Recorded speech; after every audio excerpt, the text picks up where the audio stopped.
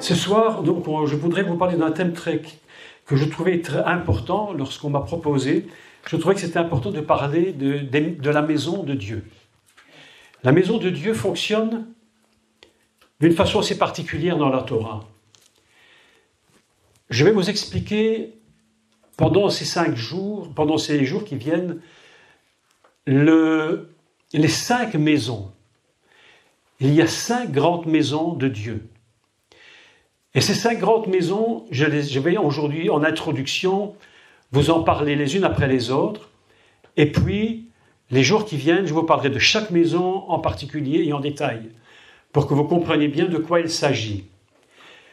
Lorsque dans l'église, on nous dit que nous allons à la maison de Dieu, le dimanche matin, on va à l'église. Et là, les gens disent « je vais à la maison de Dieu ». Alors ça, c'est une expression qu'on utilise, ou bien « je vais à l'église ». Les Juifs disent « je vais à la synagogue ». Tout ça, en réalité, représente une part de la maison de Dieu, mais la seule véritable et grande maison de Dieu, c'est celle dont la Torah nous enseigne, dont la Torah nous parle, la Bible nous parle, et qui a une dimension qui dépasse tout ce que nous pouvons imaginer. Nos églises, à nous, nous savons qu'elles sont ce qu'elles sont, avec toutes les difficultés qu'on peut y rencontrer, et parfois on se dit, mais, triste à dire, mais on se dit, mais si des non-croyants venaient dans notre église, est-ce qu'ils y seraient heureux ? Est-ce qu'ils voudraient seulement y rester ? C'est-à-dire que la maison de Dieu a pris parfois une connotation tout à fait péjorative. Lorsque tu parles de la maison de Dieu, au monde, des gens qui ne connaissent pas plus que ça, ou pour eux, tu leur demandes c'est quoi, ou pour eux c'est le Vatican. Oui, c'est le Vatican. Et pour eux, le Saint-Père, eh bien, c'est la limite si c'est pas Dieu. On en est arrivé à un point incroyable. Donc dans le monde, la maison de Dieu, c'est quelque chose qui n'est pas du tout bien connu, je pense même dans l'Église. Si nous pouvons comprendre ce qu'elle est réellement, je crois que dans la maison de Dieu, on ne se permettrait plus rien que Dieu ne veut pas. La maison de Dieu s'appelle en hébreu Beit HaKodesh. Elle a plusieurs noms, dont celui-là, qui simplement veut dire la maison de la sainteté. La maison de la sainteté. Quand on parle du temple, c'est un mot qui en finalité ne veut pas dire grand-chose, parce qu'on a des temples païens, on a plein de choses comme ça. Mais la définition hébraïque est très importante, nous allons en parler, c'est la maison de sainteté. Elle porte encore d'autres noms dont nous allons parler. Nous avons donc 5 maisons. Comme je vous l'ai dit ce soir, je vous parle globalement de tout. La première maison, c'est ce que je vais appeler le bête du monde, le bête de l'univers. Quelque chose un peu particulier. Je vais vous expliquer pourquoi. Lorsque Dieu crée son monde, il va créer la première chose qu'il crée dans le monde. Écoutez bien, c'est très surprenant. La première chose qu'il crée pour le monde, dans sa pensée, mais quand je dis dans la pensée de Dieu, vous imaginez un peu quelle précaution on dit dans la pensée de Dieu. Parce que pour être dans la pensée de Dieu, vraiment, c'est quelque chose qui est quasiment impossible. Mais on essaie de comprendre, selon les textes de Torah, qu'est-ce que Dieu a pu penser. La première chose que Dieu a pensé dans son monde, pour faire son monde, pour faire cet univers dans lequel nous sommes, c'est une maison. Parce que la première lettre de la Torah, c'est bête. Et bête signifie en hébreu une maison. Donc, la première chose que Dieu pense, lorsqu'il dit « je vais faire mon monde », il se dit « je vais faire une maison ». Dont nous allons parler plus en détail plus tard. Ça, c'est sa première idée. L'homme va vivre dans un lieu qui est une maison. Parce qu'une maison, en réalité, c'est un lieu qui nous protège. Ici, nous sommes dans une grande maison, et en fait, cette grande maison nous protège de quoi ? Bien, elle nous protège lorsqu'il y a trop de soleil, du soleil. Elle nous protège lorsqu'il y a de la pluie, de la neige, nous sommes enfermés. Et dans une maison, on se sent plus en sécurité que si tu te trouves en pleine nature, en pleine nuit. À moins quelques personnes qui aiment vivre un peu de manière aventurière, ils aiment se trouver, mais même à l'extérieur, ils se bâtissent une maison, soit avec des branchages ou même une tente. C'est rare les gens qui dorment à l'extérieur. C'est pour ceux qui regardent Koh-Lanta, et je sais qu'il y en a qui regardent, mais ce n'est pas un péché.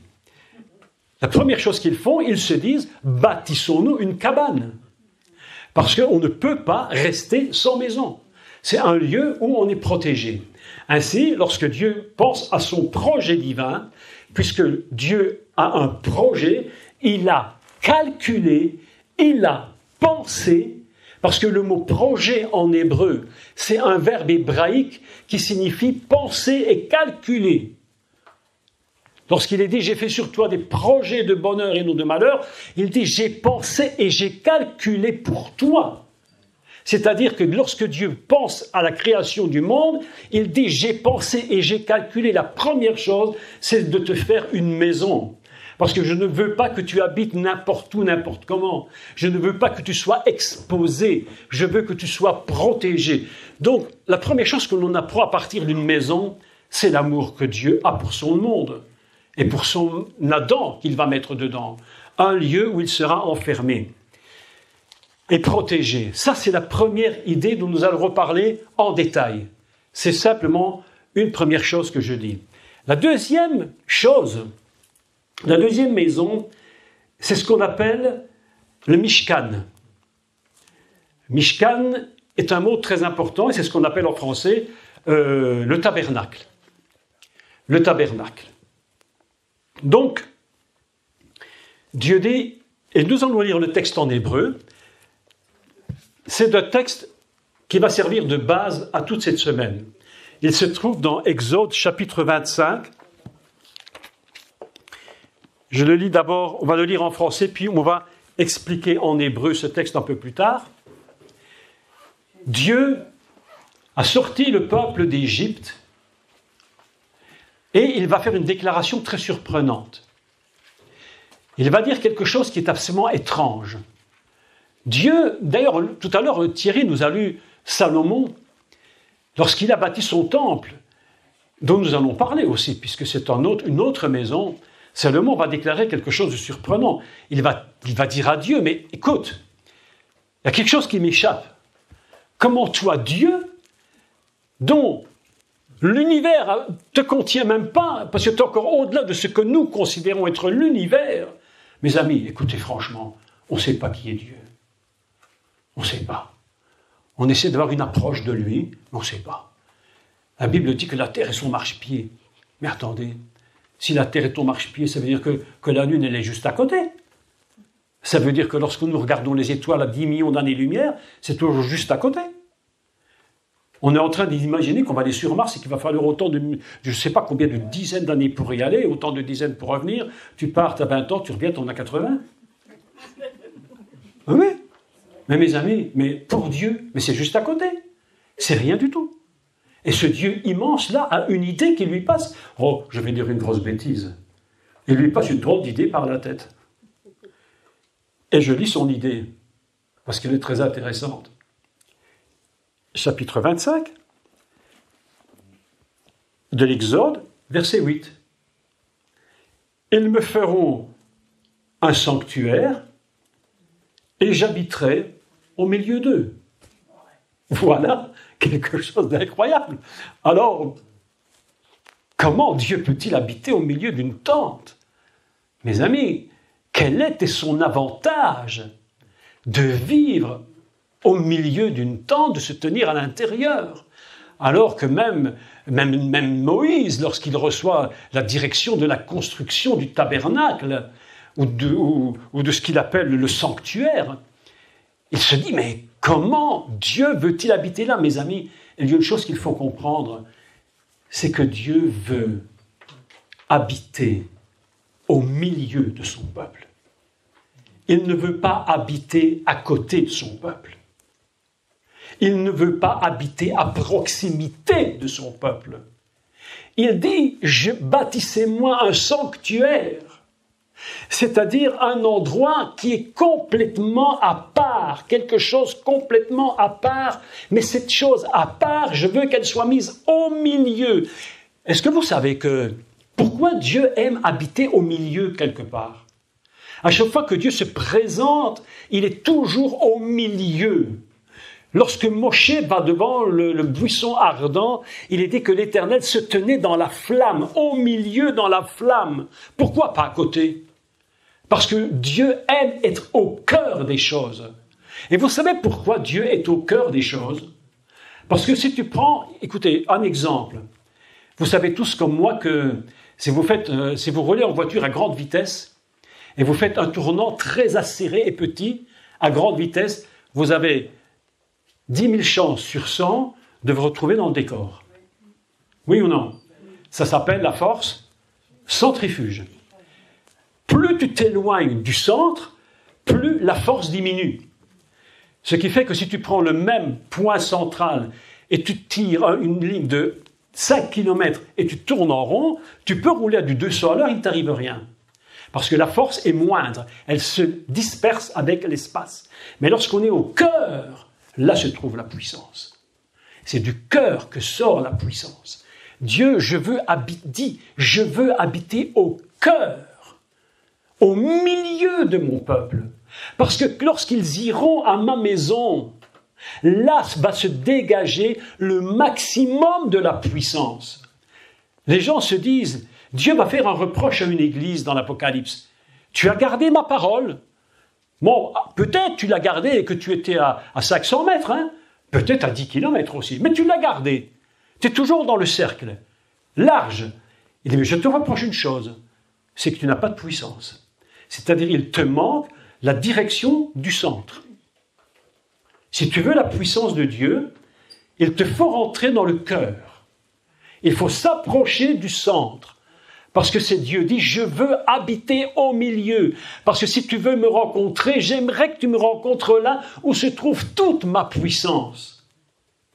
Donc la maison de Dieu est une maison qui dégage de la puissance. Nous apprenons une première chose. Si la maison de Dieu est réellement de Dieu, lorsque nous allons dans cet endroit, normalement, il doit y avoir une telle puissance divine que ce que Dieu veut pour nous, nous l'obtiendrons. Mais plus nous nous éloignons, beaucoup de gens disent « je suis croyant non pratiquant ». Ah bon? Ben je dis « mais mon cher ami, le diable aussi, hein. Il n'y a pas plus croyant que le diable, mais non pratiquant ». Un jour, j'avais dit sur une dame qui était très vexée. Elle m'a dit « je suis croyante non pratiquante ». Je lui ai dit « vous êtes comme le diable ». Elle dit « comment vous avez osé me dire ça ?» Je lui ai dit « ben je vous le dis. Vous me dites, vous croyez, vous ne pratiquez pas. Heureux ceux qui pratiquent la parole et qui l'entendent. Si tu ne pratiques pas, tu peux être à 10 km du centre. Où est ta puissance? Nulle part. Continue encore de t'éloigner. Tu tomberas dans un précipice. La puissance est dans le centre. C'est pourquoi la Bible nous dit, écoutez bien ceci, la vision d'Ézéchiel est absolument extraordinaire. Qu'est-ce qu'il voit dans le ciel? La gloire de Dieu qui était comme des roues. Mais les roues, où est la puissance? Dans le cœur de la roue. Et quand tu rentres dans le cœur de Dieu, dans le centre même de Dieu, là tu dégages quelque chose. Et là tu reçois. C'est-à-dire que la maison de Dieu, Dieu dit, je veux habiter au milieu de mon peuple, je veux y habiter, parce que je veux que ce soit dans le cœur que mon peuple me rencontre. On dit, Dieu parle avec Moïse, bouche à bouche. Se regarder face à face, bouche à bouche. Pourquoi? Parce que Moïse était dans le cœur. Mais si tu t'éloignes du cœur, tu t'éloignes de la maison de Dieu. Et au moment où tu t'en éloignes, alors Dieu ne peut plus rien faire. Tu peux connaître. Beaucoup de gens connaissent la Bible. Beaucoup de Juifs connaissent la Torah. Ça ne veut pas dire qu'ils sont dans le cœur. Le cœur de Dieu, c'est le centre. Et Dieu dit, je veux habiter dans le centre de mon peuple. Et tout mon peuple autour de moi. Dieu, il est comme un père qui aime ses enfants. Il les aime autour de lui. L'amour du père, c'est de voir ses enfants autour de lui. Ah, mes enfants viennent me voir tous les jours. Ah, il est content, le Seigneur. Ah, il est tellement content. Il dit, quel bonheur. Marie-Laure est venue me voir ce matin. Elle est rentrée dans ma maison. Oh, elle était dans mon cœur. Oh, là, à cet endroit-là, elle ne peut pas faire sans te bénir. Impossible. Dans le cœur de Dieu. C'est pourquoi le centre de la maison, il dit, je veux. Ils me feront un sanctuaire. Ils me feront un sanctuaire. Écoutez maintenant. Dieu n'a pas dit, je ferai un sanctuaire et j'habiterai parmi vous. Il a dit, ils me feront un sanctuaire. Ils bâtiront eux-mêmes ma maison. Et cette maison qu'ils vont bâtir, c'est une maison qu'ils vont eux-mêmes payer le prix pour bâtir la maison. Et je vais mettre des règles à cette maison. Parce que si les règles ne sont pas respectées, le peuple de Dieu, faisant une maison qui n'est pas respectée selon les normes divines, Dieu n'y habitera pas dans cette maison. Vous savez pourquoi? Lorsque, à l'inauguration du tabernacle et même du temple de Salomon, lorsque le temple était terminé, il y avait une telle gloire dans le temple qu'il était impossible de rester à l'intérieur. Parce que quand le centre était tellement puissant que plus personne ne pouvait y résister, ne pouvait y résister. Et Dieu a dit, c'est là que je veux demeurer, au milieu de mon peuple. Ils me feront un sanctuaire. Ils vont le bâtir, ils apporteront des offrandes, ils apporteront ce que je leur demanderai, et ils le feront de tout leur cœur. Mes amis, la maison de Dieu se bâtit de tout son cœur, selon ce que Dieu demande, pas selon les inventions des hommes. La maison de Dieu est une maison qui est bâtie selon des règles architecturales de Dieu. On bâtit une maison, cette maison ici est bâtie parce qu'un jour un architecte a eu une idée et il a commencé de dessiner des projets et des plans qu'il a probablement rectifiés, corrigés, re-rectifiés, et puis à un moment donné le plan a été fait et il a bâti cette maison. Eh bien Dieu lui-même, il nous dit, moi-même je vous dis comment j'ai fait mes plans pour cette maison. Si vous ne faites pas ce que je vous dis, la gloire de Dieu ne viendra pas. La gloire ne viendra pas. Donc Dieu va dire, ils me feront un sanctuaire, ils me feront un tabernacle, deux mots différents. Le premier, c'est Mikdash, ils me feront un sanctuaire. Mikdash, le second, ils me feront un Mishkan. Mishkan, c'est un mot dont je voudrais vous dire quelques mots. Vous parlez un peu du Mishkan. Vous avez entendu parler de ce qu'on appelle dans l'Église très couramment, enfin très couramment, je ne sais pas, peut-être dans certaines églises, de ce qu'on appelle la Shekinah. Vous avez entendu parler de la Shekinah? On appelle ça la gloire de Dieu qui réside dans le temple. Vous connaissez ça? En réalité, le mot Shekinah vient d'un mot hébreu qui est simplement Sheren. Sheren ne veut pas dire la gloire. Sheren, ça veut simplement dire habiter. Habiter. Ça veut dire loger. Quand on dit Mishkan, tabernacle, c'est donc un mot qui veut dire habiter, loger, installer, résider. Je veux résider au milieu de vous. De là, on en a déduit que c'était la gloire de Dieu, donc on a construit la Shekinah. Mais en réalité, le mot dit simplement, je veux faire avec une résidence. Et je veux habiter au milieu de cette maison. Et c'est là que je me tiendrai avec vous. Nous avons donc, premièrement, nous avons appris deux maisons. Une première maison, c'est la maison du projet divin pour l'humanité, je dirais même l'univers. Parce que le Messie, très étrangement, n'est pas que le Messie de l'homme, il est le Messie de l'univers.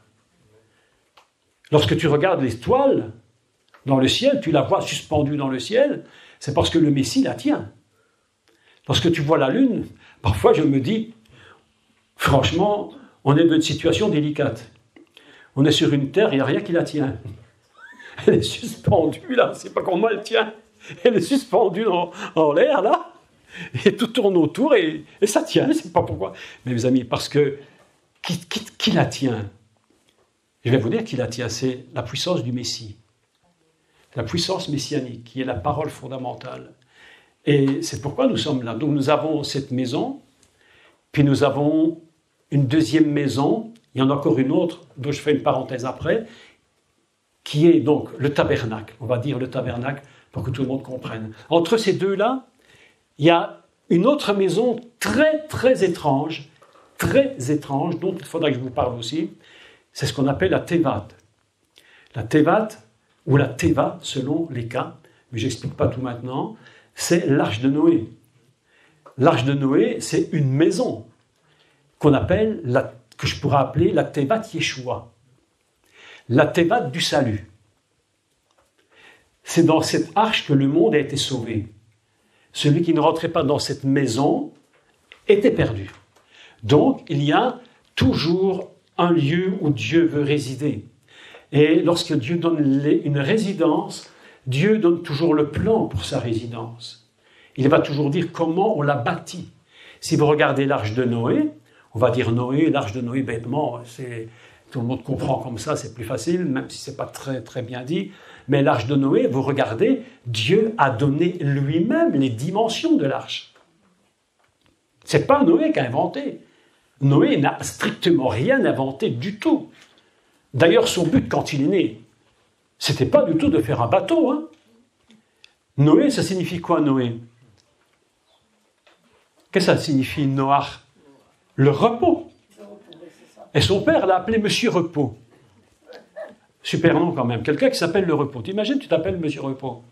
Mais c'est ce qu'il s'appelle. Et il dit, pourquoi Noé est-il venu sur la terre? Il dit simplement parce qu'il faut qu'il s'appelle Noach pour qu'il nous décharge du poids de la fatigue de nos mains. Et on va donc l'appeler Noach. Et l'arche qu'il a bâtie, c'était un moyen pour amener ce qu'il était réellement appelé à faire, apporter du repos à l'humanité. Donc nous avons un lieu de demeure qui va contenir quelques personnes, pas beaucoup, et qui sera un lieu où ils seront sauvés. Puis nous passons, je vais expliquer tout ça plus tard, directement au tabernacle. Après le tabernacle, nous allons passer à ce qu'on appelle Baït HaKodesh. Le temple. Le temple a été bâti des centaines d'années après l'entrée du peuple d'Israël en terre d'Israël.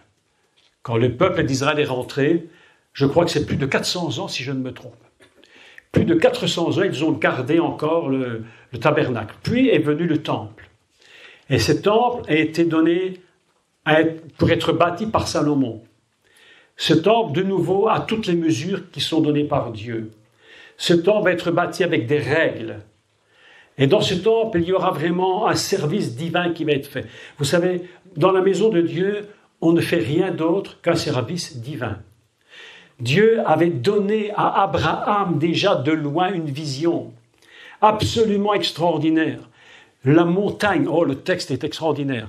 Il est dit qu'Abraham vit de loin le lieu. Les rabbins nous enseignent qu'il a vu de loin le lieu où serait bâti le temple.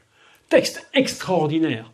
Et il dit, mais comment, le commentateur Rachid de la Torah nous dit, mais comment a-t-il su que c'était cette montagne alors qu'il y en avait beaucoup? Des montagnes, il y en a beaucoup en Israël. C'est pas l'Everest, mais il y a beaucoup de monts, de collines. Il dit, comment le savait-il que c'était cela?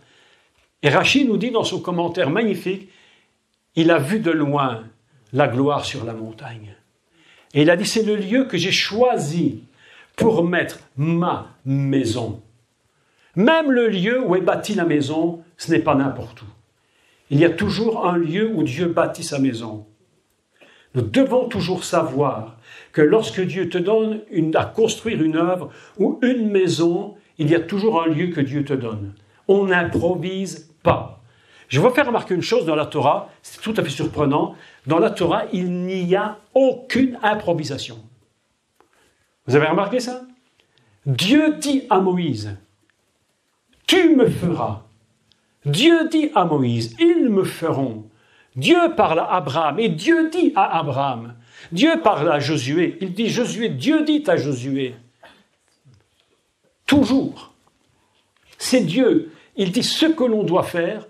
Il n'y a dans l'œuvre de Dieu aucune possibilité d'improvisation lorsqu'on parle de ministère. Lorsqu'on fait le job dans le boulot, on peut dire, bon ça je fais parce qu'il faut le faire, c'est du job purement matériel. Mais au niveau de la construction de la maison de Dieu, du ministère divin, mes amis, il n'y a personne sur cette terre, personne au monde, depuis le commencement du monde jusqu'à la fin, que le Seigneur terminera tout, personne au monde n'a eu un ministère à lui pour Dieu.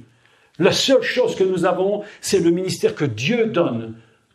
Nous ne bâtissons aucun ministère nous-mêmes. Nous n'avons droit à rien faire nous-mêmes pour Dieu. C'est lui qui fait. Et aussi longtemps que nous allons vouloir faire pour lui, il sera, j'allais dire, avec un sourire en coin, en disant « il est bien sympa », mais c'était pas ça.